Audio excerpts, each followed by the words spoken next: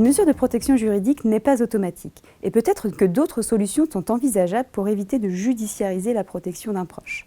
Par exemple, il existe différents types de procuration, bancaires ou générales. Les régimes matrimoniaux, les époux se doivent mutuellement assistance. Le mandat de protection future, qui permet de prévoir à l'avance sa protection. Ou encore l'habilitation familiale, qui est une mesure de protection réservée au cadre familial restreint. Mais quelquefois, ces dispositifs atteignent leurs limites, rendent la protection insuffisante ou ne sont pas adaptés à la situation de la personne protégée. Il faut alors se tourner vers une mesure de protection juridique. C'est un oncle qui était quand même âgé, célibataire et qui vivait seul. Et lors d'une visite, j'ai vraiment été frappée par d'abord son état de santé. Il souffrait beaucoup, mais n'avait pas fait appel à son médecin. Quand je suis arrivée, l'état de la maison m'a interpellée vraiment.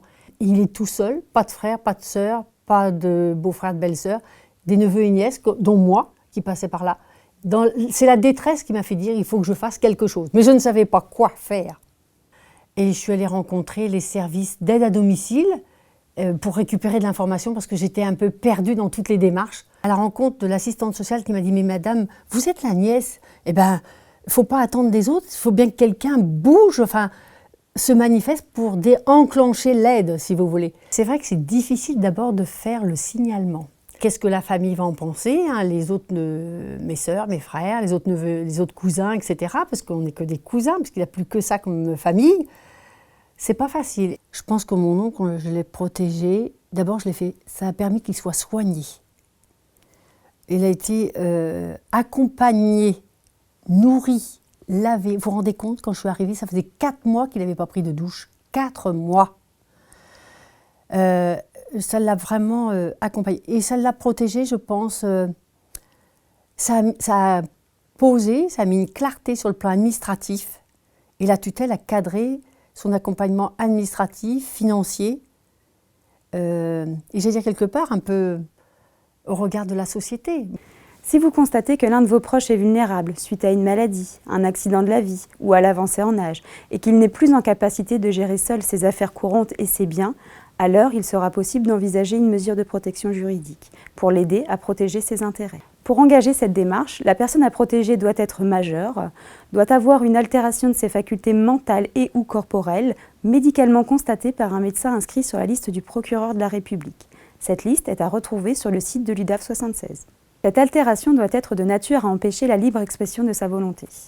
Selon le degré d'altération des facultés de la personne à protéger, il y a plusieurs mesures de protection à envisager.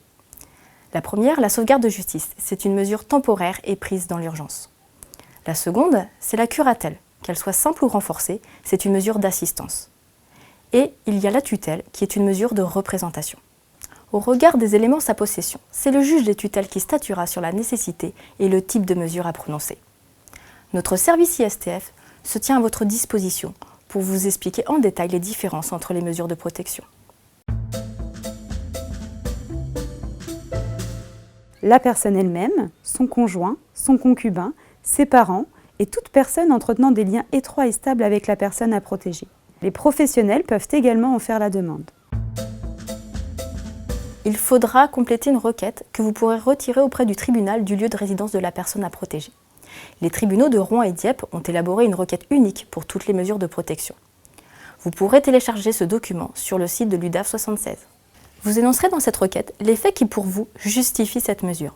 Plus votre requête sera précise et détaillée, plus facile sera la mission du juge pour prendre sa décision. Il faudra préciser si un membre de l'entourage de la personne à protéger est susceptible de gérer cette mesure de protection. Il est également important de noter les coordonnées des autres membres de la famille, frères, sœurs, parents, afin que le juge puisse recueillir toutes les informations complémentaires sur la situation de la personne à protéger, soit par l'envoi de questionnaires, soit lors de l'audience.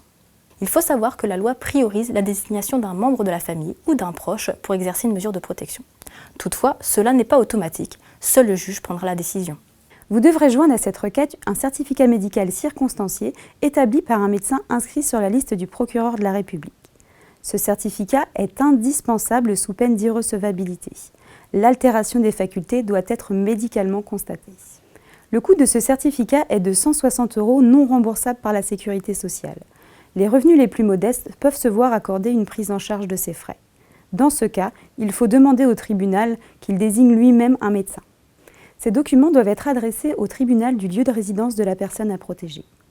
Les professionnels à l'origine de la demande devront les adresser directement au procureur de la République après une évaluation pluridisciplinaire. L'audition par le juge de la personne à protéger est obligatoire, sauf avis contraire du médecin inscrit dans le certificat médical circonstancié. Les proches ou la personne à l'initiative de la requête pourront être entendus et recevront une convocation du juge.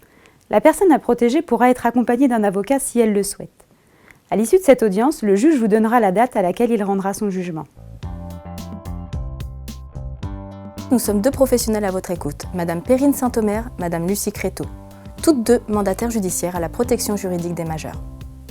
Nous vous proposons gratuitement un accompagnement, une information, un soutien technique personnalisé et confidentiel, par téléphone, par mail, lors de rendez-vous à l'UDAF, dans les maisons de la justice et du droit ou les points d'accès au droit.